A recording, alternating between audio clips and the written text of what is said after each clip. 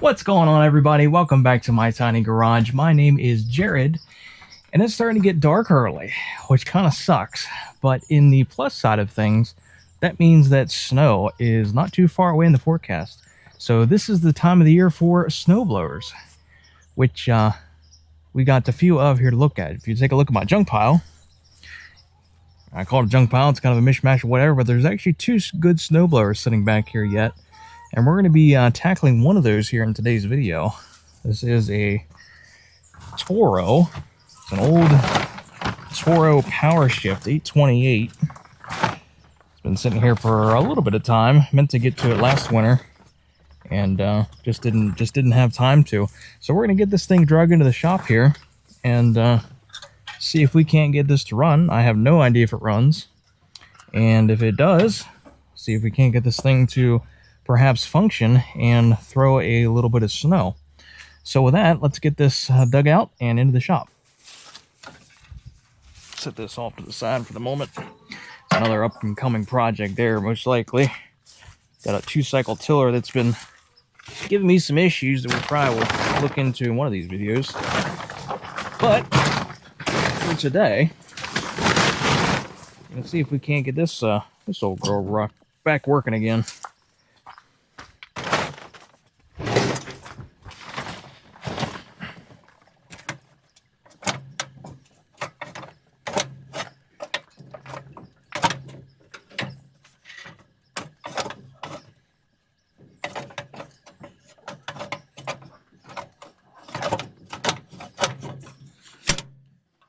Well, it says it's in neutral, but it doesn't feel like there's a whole lot of neutral about this here.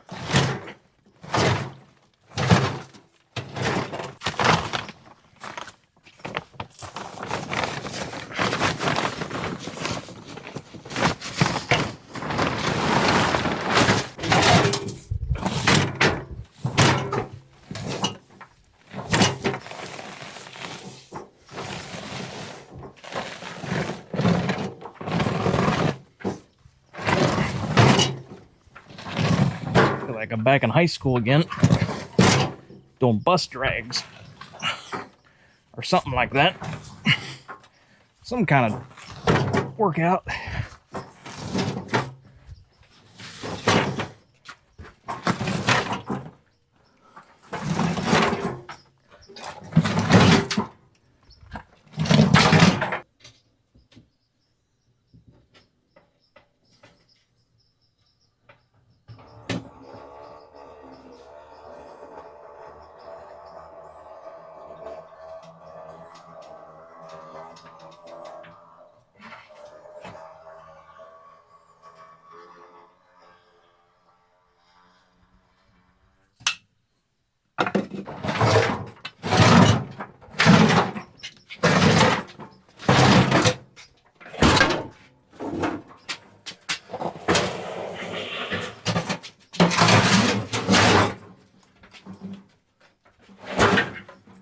Sure is nice when they drive themselves, huh?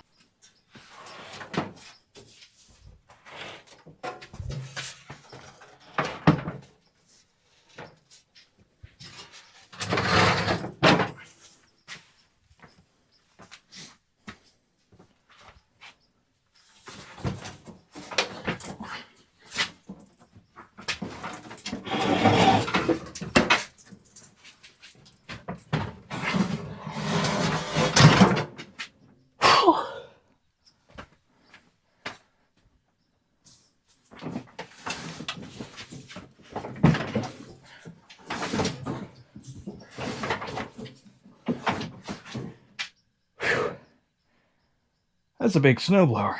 I'm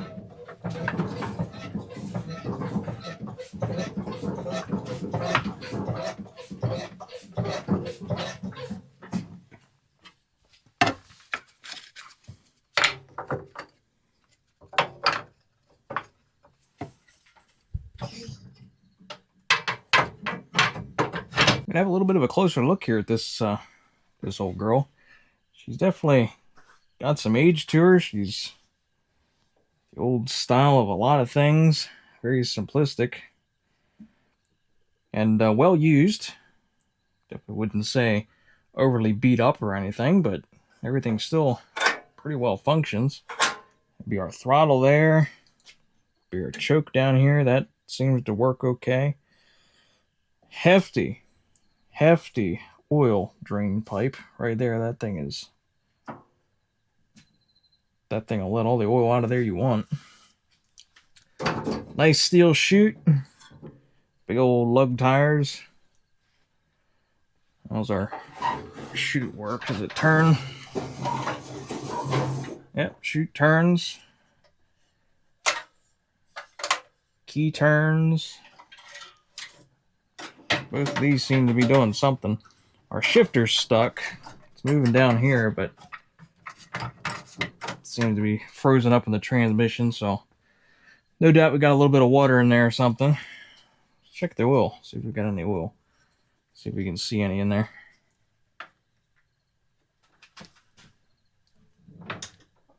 There is a little bit in the bottom. Not very full though. That's not a great sign. A little bit in the bottom, but not a whole lot. Skid shoes are a little bit worn out.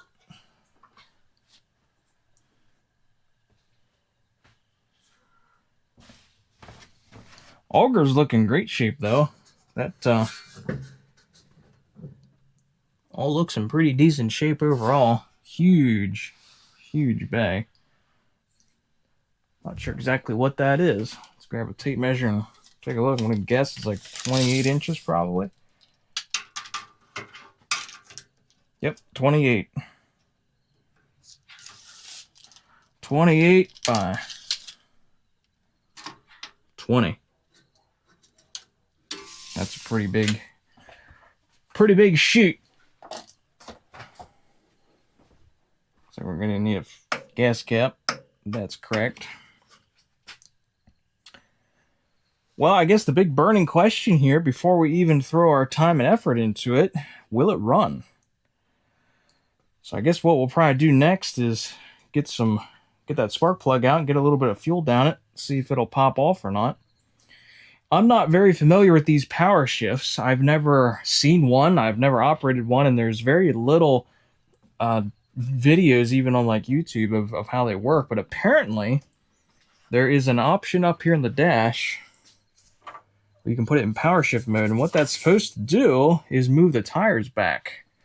So as you can kind of maybe see, maybe not, these wheels, the whole axle's kind of on like a fulcrum.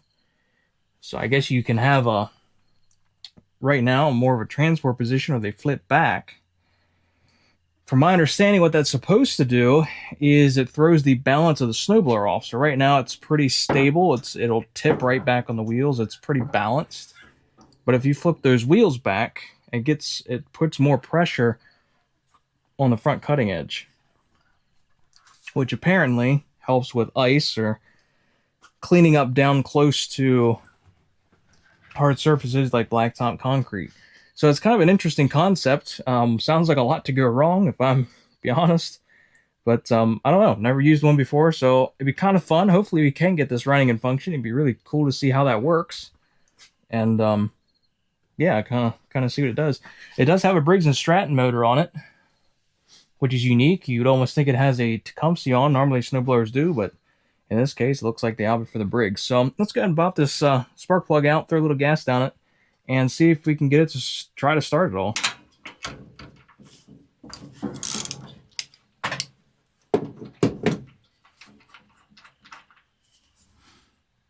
Spark plug looks a little crusty, like it's been burning a little bit of oil.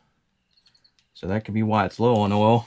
Maybe you could use a valve adjustment or something like that. But yeah, it's kind of crusty. Let me use a wire brush just for testing purposes. See if we can't just kind of clean a little bit of this off of here.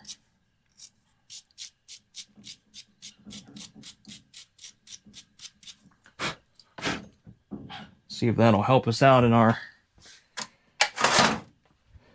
endeavor. So I'm aware this is not really the correct way to do things, but if we're lucky, maybe we won't spill very much.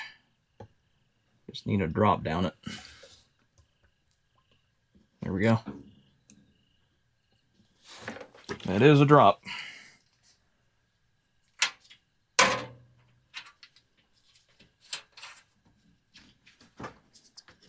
Hopefully be enough to find out if it's going to try to run or not.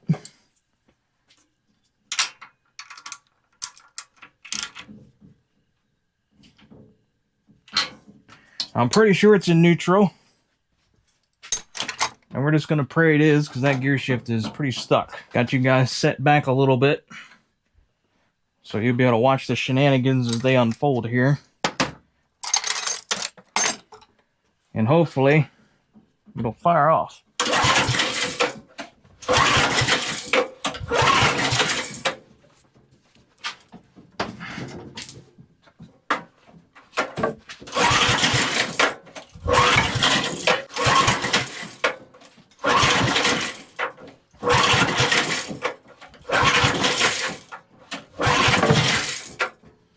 Doesn't seem to be much interested. The key is on. Let's make sure it's getting spark, maybe.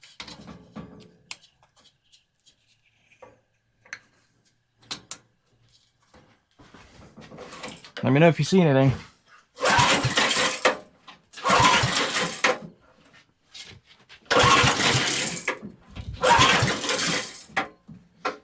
So I don't think we're getting any spark by the way that looks.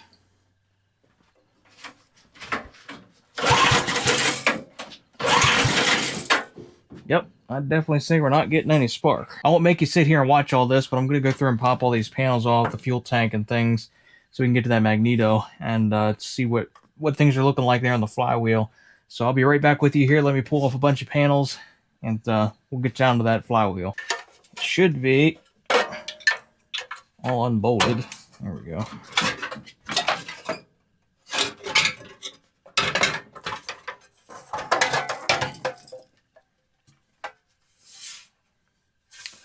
A little rusty, but doesn't look too terrible.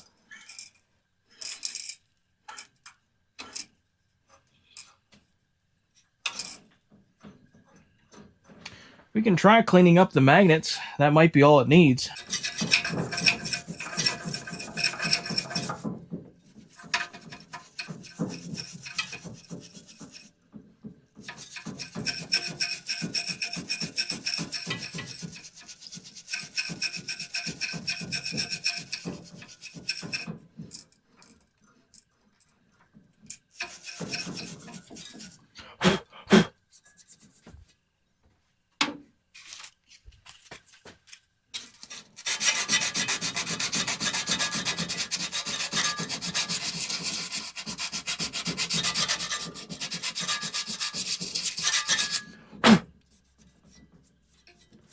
A little bit better, a little more shiny now.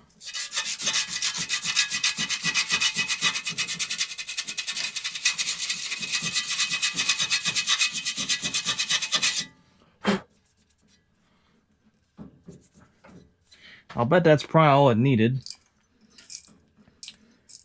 But while we're here, why don't we just pop off the Magneto and we'll get the bottom side of the Magneto as well. Since we're right here, might as well.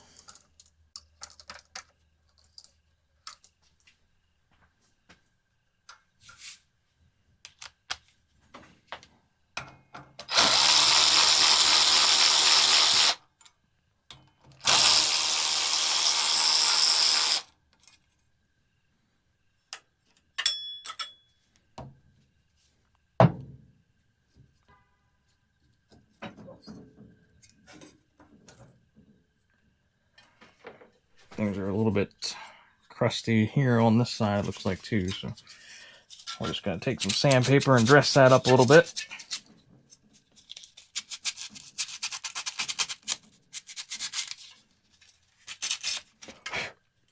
Actually,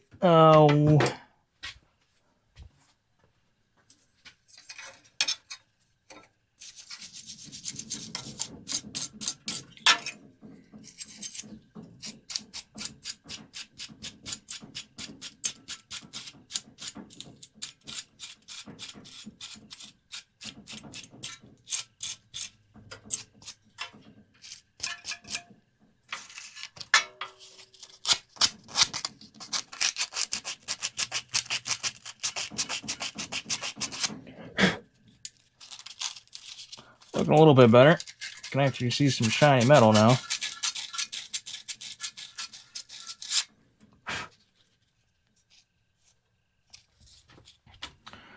Okay, let's put that back together and we'll try that. Easy way to set the gap is a business card. It's usually right about the correct thickness. So stick a business card in there and then stick on our Magneto. That'll give us pretty close to the correct gap there between the magnets and the coil there itself.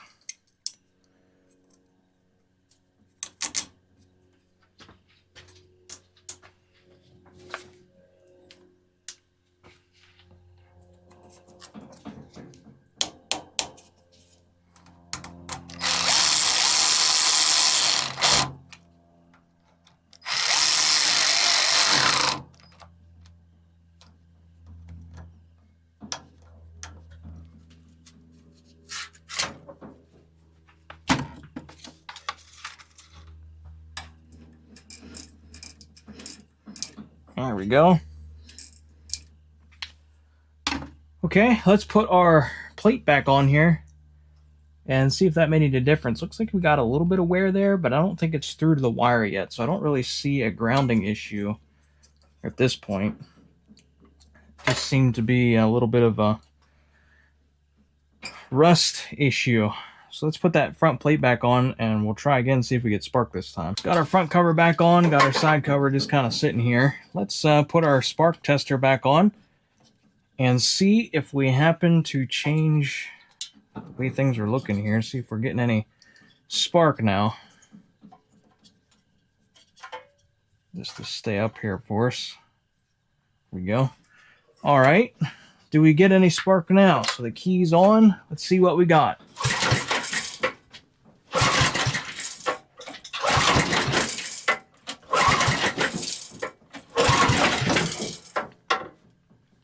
Still nothing. So I went ahead and took back off of our coil and shroud and everything because I want to test our coil and make sure that this is actually in working condition. It is pretty rusty. So I took it off and I took it over to my bench grinder and I used the wire wheel and ground them pretty smooth. Then I got our kill tab nice and shiny there as well. So what we're going to do is we're going to test this and just make sure that it's testing okay. Just to rule that out and make sure that's not our problem. So we're going to start with our ohms meter. We're going to go to the lowest setting, and we should have 0 on our meter, which we do. So for the first test, what we do is we test between the kill tab and one of our armature coils here.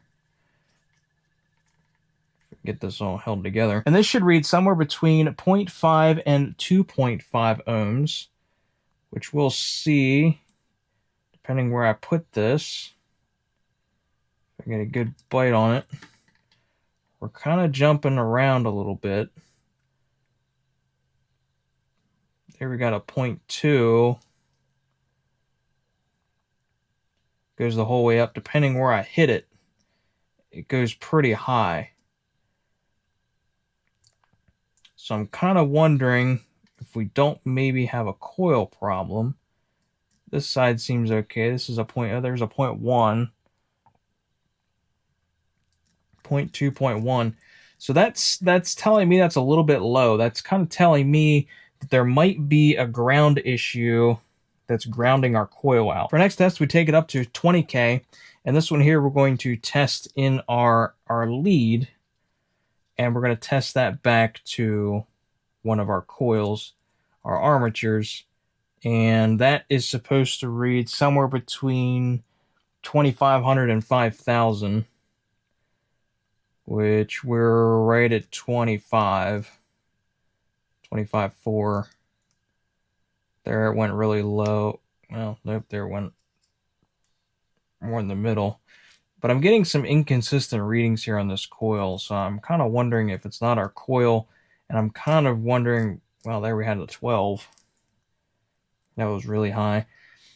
I'm wondering if it's not our coil. So what I'm going to do here is I'm going to try a test, and I wonder if it's not grounding out on itself is kind of what I'm wondering. So what I'm going to do is I'm going to disconnect this kill wire, and we're going to hook this back up and see if we get spark. If we get spark, then we know that our coil's bad. It's internally grounding itself out, and we'll just have to get a new coil. But I want to see if we can eliminate that problem and kind of prove our point. But either way, I'm kind of thinking the coil's probably junk. But let's get this back up on here, and we'll try it again without the ground connected and see if that makes any difference at all. Got our shroud kind of propped back up into place, and I'm just going to try this. I feel pretty confident that that's our issue based on our test. So I'm going to put a little bit more gas down inside here. We're going to put our plug back on.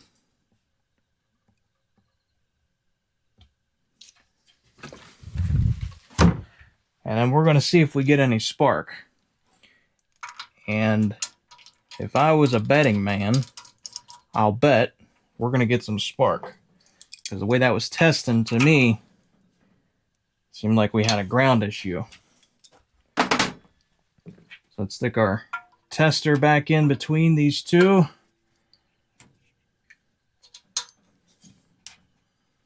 Just to stay up here where you guys can see it. Okay, so our ground wire's off. Come on now, stay up there. There we go. So our ground wire's off. Key is on. Where's our choke set at? Choke is set to, I don't remember which way it was. Choke is set to off right now. So we'll leave it off. Okay, fingers crossed. Will we have spark?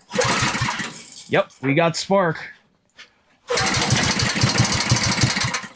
And it wants to try to run. Perfect. That's absolutely perfect. Try a little bit of spray down here, but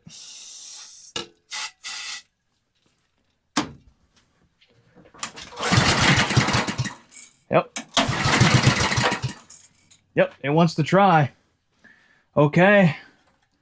So that means that we need a new Magneto is what that means. Well, so now that we know what the electrical problem is, we need a new Magneto. I need to get that on order.